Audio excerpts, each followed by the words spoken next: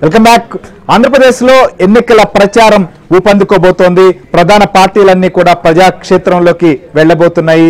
ఇక ఇప్పటి వరకు జరిగినటువంటి వైఫల్యాలు, ప్రజలు ఎదుర్కొంటున్నటువంటి సమస్యలతో పాటు తామేం చేయబోతున్నాం అనేది కూడా ప్రతిపక్షాలు ఫోకస్ చేస్తే, అధికారంలో ఉన్నటువంటి జగన్ ఏ అంశాలను ప్రస్తావిస్తారు అనేటువంటిది కూడా చూడాల్సి ఉంది. ప్రజల్లో ఉన్నటువంటి అసంతృప్తి కావచ్చు, స్థానికంగా ఉన్నటువంటి ద్వితీయ స్థాయి నాయకులు కూడా చాలా తీవ్ర అసంతృప్తిలో ఉన్నటువంటి నేపథ్యంలో తొలిసారిగా ఆయన ముఖ్యమంత్రి అయిన తర్వాత ఇప్పుడు యాత్రలకు కూడా శ్రీకారం చుట్టినటువంటి నేపథ్యం. ఇప్పటి వరకు కూడా ఆయన యాత్రలన్నీ అధికారిక కార్యక్రమాలు పరదాల మాటను సాగినాయి. ఇక ప్రజాక్షేత్రంలోకి రాబోతున్న నేపథ్యంలో ఎలా ఉండబోతున్నాయి, ఏం చెప్తారు అనేది కూడా ఇంట్రెస్టింగ్ అంశం. సో ముఖ్యంగా ఇవాళ మనం చూస్తున్నాం, కుప్పంలో పర్యటిస్తున్నారు చంద్రబాబు నాయుడు.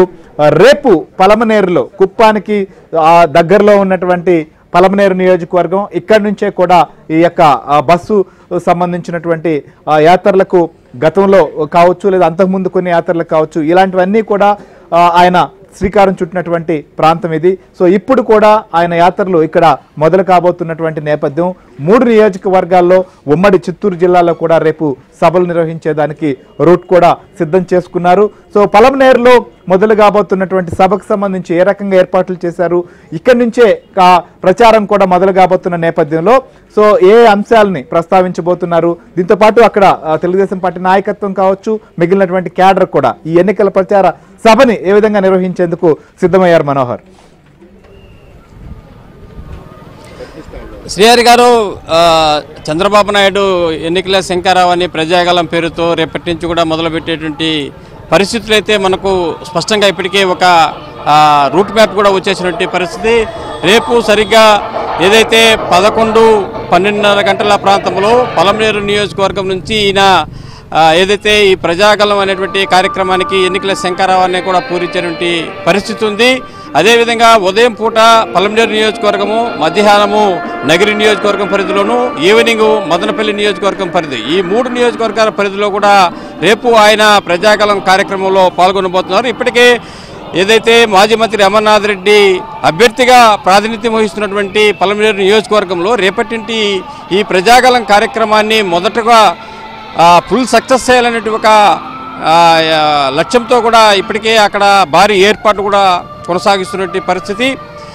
టీడీపీ నాయకులు కావచ్చు, టీడీపీ కార్యకర్తలు కావచ్చు, అదేవిధంగా బీజేపీ క్యాడర్ కావచ్చు, జనసేన క్యాడర్ కావచ్చు, ఈ 3 పార్టీలకు సంబంధించినటువంటి 3 క్యాడర్లు కూడా భారీ సంఖ్యలో అక్కడికి చేరుకుని ఈ కార్యక్రమాన్ని విజయవంతం చేసేందుకు అన్ని ఏర్పాట్లు కూడా ముమ్మరంగా కొనసాగిస్తున్నటువంటి పరిస్థితి. మరోపక్క నగరి నియోజకవర్గానికి సంబంధించి పుత్తూరులో జరగబోయేటువంటి కార్యక్రమాన్ని కూడా అక్కడ విజయవంతం చేసేందుకు అక్కడ ఉన్నటువంటి టీడీపీ అభ్యర్థి గాలి భానుప్రకాష్ ఈ 3 పార్టీలు కలిసి అక్కడ కూడా ఈ కార్యక్రమాన్ని విజయవంతం చేయాలనే ఒక ఉద్దేశంతో అక్కడ కూడా భారీగా ఏర్పాట్లు కొనసాగిస్తున్నారు. మరోపక్క ఉమ్మడి చిత్తూరు జిల్లా కావచ్చు, విడిపోయినటువంటి అన్నమయ్య జిల్లా ఉన్నటువంటి మదనపల్లిలో కూడా అక్కడ ఈవినింగ్ ఈ కార్యక్రమాన్ని, ప్రజాగలం కార్యక్రమాన్ని కొనసాగించేందుకు అక్కడ ఎవరైతే టీడీపీ అభ్యర్థిగా ఉన్నటువంటి మాజీ ఎమ్మెల్యే షాజహాన్ బాషా, అదేవిధంగా ఈ 3 పార్టీలు అందరూ కూడా కలిసి ఏకతాటిపైకి వచ్చి ఈ కార్యక్రమాన్ని విజయవంతం చేసేందుకు ఎక్కడికెక్కడ కూడా భారీగా ఏర్పాట్లు అయితే కొనసాగిస్తున్నారని చెప్పాలి. ఇప్పటికే మనం చూస్తున్నాము, చంద్రబాబు నాయుడు నిన్న ఈవేళ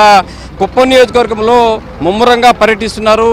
నిన్నే కూడా ఆయన కుప్పంలో ఒక రకంగా ఎన్నికల శంకరావాన్ని పూరించారని చెప్పాలి. అయితే అధికారికంగా రేపటి నుంచి ప్రజాగలం కార్యక్రమం పేరుతో ఎన్నికల శంకరావాన్ని పలమనేరు నియోజకవర్గం నుంచి ప్రారంభించబోతున్నటువంటి నేపథ్యంలో గతంలో కూడా మనం అనేక ఎన్నికల్లో కూడా చూసాము, ఆయన రాయలసీమ ప్రాంతం నుంచే కూడా ఎన్నికల శంకరావాన్ని పూరించినటువంటి పరిస్థితి. అందులోనూ కుప్పము, పలమనేరు ఈ పక్కపక్క నియోజకవర్గాలు కాబట్టి రేపు పలమనేరు నియోజకవర్గాన్ని నుంచి ఈ శంకరావాన్ని పూరించి ప్రజలకు ఏదైతే వైసీపీ ప్రభుత్వ అరాచక విధానాలను ప్రజల్లోకి తీసుకెళ్లి ఎండగట్టి ఈ ఎన్నికల్లో పూర్తి స్థాయిలో టీడీపీ ఉమ్మడి అభ్యర్థిగా ఎన్డీఏ కూటమి గెలుపుకు పనిచేయాలని ఒక పిలుపునిస్తున్న నేపథ్యంలో ఒక పక్క రాష్ట్రంలో 160+, అదేవిధంగా సెంట్రల్ అయితే 24+ రావాలనే ఒక ఉద్దేశంతో ఈవేళ ఆయన ఈ ప్రజాగలం కార్యక్రమాన్ని కూడా శ్రీకారం చుట్టినట్టు మనకు స్పష్టంగా అర్థమవుతుంది.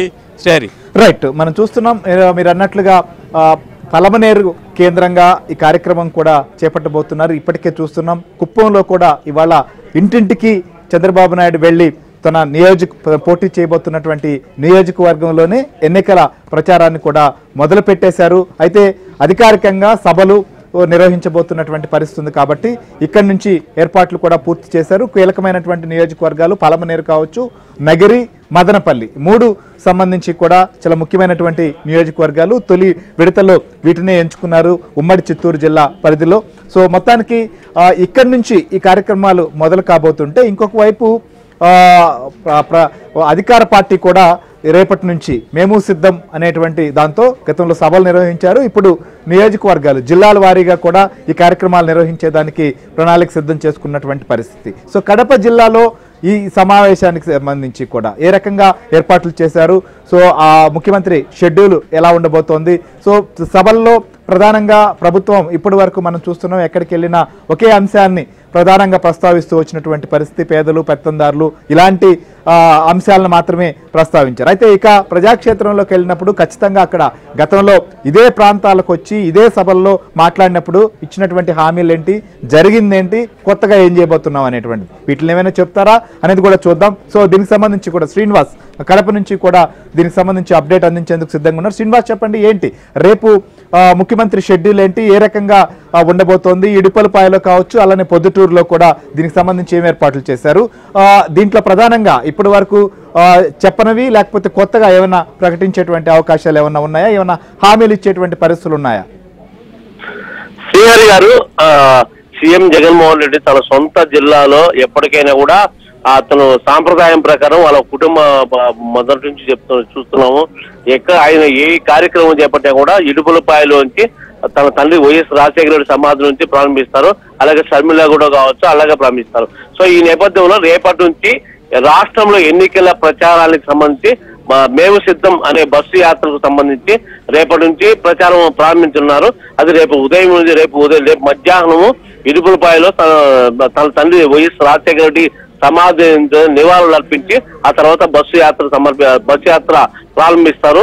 ఈ నేపథ్యంలో బస్సు యాత్ర నుంచి ఇక్కడ ఇడుపులపాయ నుంచి ఎర్రగుంట్ల పొద్దుటూరు నుంచి చేస్తారు. పొద్దుటూరులో జరిగే బహిరంగ సభకి భారీగా కడప జిల్లా నుంచి జనాన్ని తరలించేందుకు ప్రయత్నాలు జరుగుతున్నాయి. అయితే ఈ జనాన్ని తరలించడంలో కూడా ఎందుకంటే వైసీపీ నేతలే, తన సొంత పార్టీ నేతలే చాలా అసంతృప్తిగా ఉన్నారు. ఇటీవల గత 2 రోజులుగా ఆయా నియోజకవర్గాల్లో మీటింగ్లు పెట్టుకొని తప్పకుండా ఈ ఫస్ట్ టైం జగన్ ప్రచారానికి భారీగా తరలించాలి అనే విధంగా, జనాన్ని తరలించాలి అనే విధంగా చేస్తారు. అయితే మీరు అనుకున్నట్లుగా ఆ భారీ జనాన్ని మేము తరలించడము చాలా అసంతృప్తిగా ఉన్నారు. గత ఎన్నికల్లో, గత 5 ఏళ్ల క్రితం ముందు ఎన్నికల్లో చాలా ఎన్నికల హామీలు చేశారు. ఒక్క హామీ కూడా సొంత జిల్లాకే ఒక్క హామీ కూడా అమలు కాలేదు. ప్రజలు చాలా అసంతృప్తిగా ఉన్నారు. సో ఈ నేపథ్యంలో ప్రజలు కూడా మీరు అనుకున్న స్థాయిలో మేము తరలించలేమని చెప్పి వైసీపీ నేతలే చాలా తిరస్కరించారు. మీరు అనుకున్న స్థాయిలో మేము తరలించలేమని చెప్పి కూడా మనకున్న సమాచారము, వాళ్ళతో గొడవ పడినట్లు కూడా మనకు సమాచారం ఉంది. అయితే రేపు పొద్దుటూరు జరగబోయే సభకి ఏ మాత్రం వీళ్ళు అనుకున్నట్లయితే వచ్చేటట్టు విధంగా లేరు గారి వచ్చే రేపు మధ్యాహ్నము అక్కడ సమాధి నుంచి బయలుదేరుతున్న బస్సు యాత్ర భారీ బహిరంగ సభకి పొద్దుటూరుకి వస్తారు. అయితే ఈ నేపథ్యంలో ఎక్కడ ఏమెందుకంటే గత ఎన్నికల ప్రచారంలో కడప జిల్లాలో సొంత జిల్లాకి నేను మా నాన్న అభివృద్ధి కన్నా నేను ఎక్కువ చేస్తాను, ముఖ్యంగా కడప ఉక్కు పరిశ్రమ అనే దానికి నేను నా హయాంలో తప్పకుండా న్యాయం చేస్తాను, నేనే నిర్మాణాన్ని ప్రయత్నించి ఆ తర్వాత ఓపెన్ కూడా చేస్తానని చెప్పడం జరిగింది. అయితే జరిగిన దాన్ని అదే 2 సార్లు శంకుస్థాపనలకే పరిమితమయ్యాడు. ఆ తర్వాత శాశ్వత నీటి పరిష్కారం కావచ్చు, వేరే ఎన్ని పథకాలంటే అన్ని పథకాలకు అతను చెప్పిన హామీలో ఏ ఒక్కటి అమలు చేయలేదు అని జనం గత 2 రోజులుగా జరుగుతుంది. ఇదే హాట్ టాపిక్ కడప జిల్లాలో జరుగుతుంది. అతను ఏ విధంగా మన సొంత జిల్లాకి గతంలో ఇచ్చిన హామీలు ఏ ఒక్కటి అమలు కాలేదు. ఈసారి ఏ మాత్రం ఏ ప్రచారంలో ఏం చెప్తాడో కూడా తెలియదు, మనకు సంబంధం లేదు. మనం ఏదంటే గత దశాబ్దాల కాలంగా మన వైఎస్ కుటుంబం అని చెప్పి మనం ఊరికే అతన్ని ఎంకరేజ్ చేస్తాము. గత 5 ఏళ్లలో ఏ ఒక్క హామీ అతని గత ఎన్నికల్లో ఇచ్చిన హామీ ఏ ఒక్క హామీ కూడా అమలు చేయలేదు. కాబట్టి ఈసారి అతను ఏమి ఇస్తాడో మనకు సంబంధం లేదు. Yes. చాలా చాలా దారుణమైన విషయం ఇది. ఏ ఒక్క హామీ అమలు చేయలేదు కాబట్టి అతనికి రేపు జరగబోయే బహిరంగ సభలో గానీ ఈ ప్రచారంలో గానీ బస్సు యాత్ర ప్రచారంలో గానీ ఏమి హామీ ఇచ్చినా కూడా మనకు సంబంధం లేదు. ఇచ్చిన హామీల్లో ఏ ఒక్కటి అమలు చేయలేదు కాబట్టి తర్వాత ఏమి ఇచ్చినా కూడా మనం అతనికి ఓటేస్తే ఇదే లేదు అని చెప్పి చాలా ప్రచారం అయితే హాట్ టాపిక్ గా మారింది ఈ విషయంలో. ఎందుకంటే ఈ ప్రస్తుతం జగన్ సొంత జిల్లా అది. ఎందుకంటే గత ఐదు దశాబ్దాలుగా మనం వైఎస్ కుటుంబాన్ని చాలా ఎంకరేజ్ చేసి మనం చేస్తున్నా కూడా గత 5 ఏళ్ళలో అతను చెప్పిన హామీలు కూడా స్టీల్ ఫ్యాక్టరీ కావచ్చు, శాశ్వత నీటి పరిష్కారం కావచ్చు, వేరే ప్రాజెక్టులు, కాలువలు ఏ చిన్న విషయం కూడా అమలు కాలేదు. కాబట్టి ఏం చెప్తాలో కూడా తెలియదు, మనకు సంబంధం లేని విషయము ఇది అని చెప్పి చాలా అసంతృప్తిగా ఉన్నారు. రైట్ శ్రీనివాస్, చూద్దాం. ఎందుకంటే ప్రొద్దుటూరు కేంద్రంగానే గతంలో స్టీల్ ప్లాంట్ సంబంధించిన దానిపైన కూడా ఉద్యమం నడిచింది, ఆందోళన కొనసాగినటువంటి పరిస్థితి. అక్కడే ఎన్నికలకు సంబంధించినటువంటి ప్రచారానికి కూడా శ్రీకారం చుడుతున్న నేపథ్యంలో సో అక్కడ పబ్లిక్ లో కావచ్చు వీరిలో ఎలాంటి రెస్పాన్స్ ఇస్తారు? సో ఇప్పటి వరకు చేసినటువంటి అంశాలు, బటన్ నొక్కినటువంటి అంశాలే చెప్తారా, లేకపోతే కొత్త అంశాలను, కొత్త హామీలను ఏమన్నా ఇస్తారా? ఏం చెప్పి ప్రజల్లోకి ఓటు మళ్ళీ వెయ్యాలి అని అడగబోతున్నారు అనేది కూడా చూద్దాం. ఇంకొక వైపు జనసేన అధినేత పవన్ కళ్యాణ్ పిఠాపురం అసెంబ్లీ స్థానం నుంచి పోటీ చేస్తున్నారు. ఎన్నికలకు సంబంధించినటువంటి ప్రచార కార్యక్రమాన్ని కూడా ఇక్కడి నుంచే శ్రీకారం చుట్టబోతున్నటువంటి పరిస్థితి. ఎన్డీఏ కూటమి సభ తర్వాత పవన్ కళ్యాణ్